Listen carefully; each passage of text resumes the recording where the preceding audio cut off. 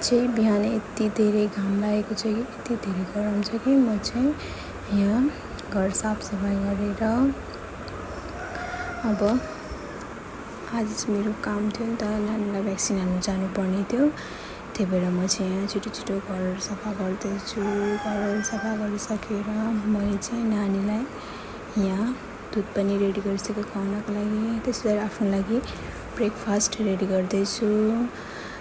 चाउचाउ दुध चाउचाउ पनि बनाइसकेँ। त्यसरी म चाहिँ नानीलाई रेडी गर्नका लागि एकछिन नानीसँग यहाँ खेल्दैछु। त्यस पछाडि नानीलाई चाहिँ म यहाँ रेडी गरेर भ्याक्सिन हाल्नका लागि चाहिँ आज लानुपर्ने भएकोले म चाहिँ नानीसँग एकछिन खेलेर नानीलाई अब रेडी गरेर हामी चाहिँ भ्याक्सिन हाल्न जान्छौँ। मैले चाहिँ भाइलाई पुऱ्याइमा आएको थिएँ। यहाँ अहिले चाहिँ मैले 17 स्वास्थ्य चौकीमा हाल्न आँटेको हो। त्यही भएर म चाहिँ यहाँ जाँदैछु स्वास्थ्य चौकी भाइसँग। नानी चाहिँ यहाँ मजाले रमिता हेर्दै बस्दैछ। त्यसरी म चाहिँ स्वास्थ्य चौकी पुगिसकेको छु।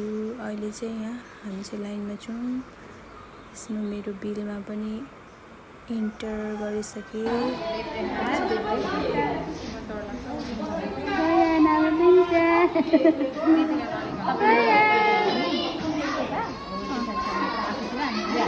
खुट्टा समात खुट्टा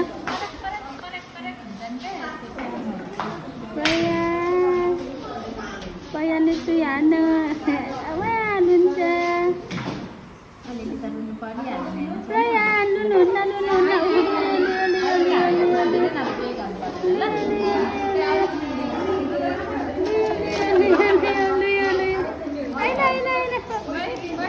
पयान यता हेर पयान पयान गुड पयान गुड अब खुट्टामा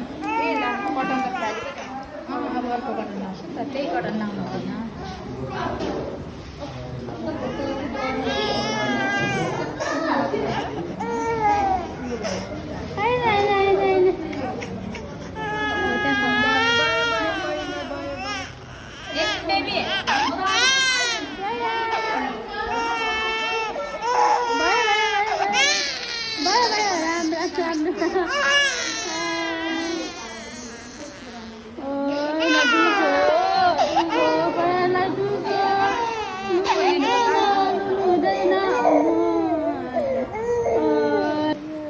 भ्याक्सिन हालेर पनि हामी चाहिँ घर जानको लागि बसेको छौँ। Thank you for watching my video guys.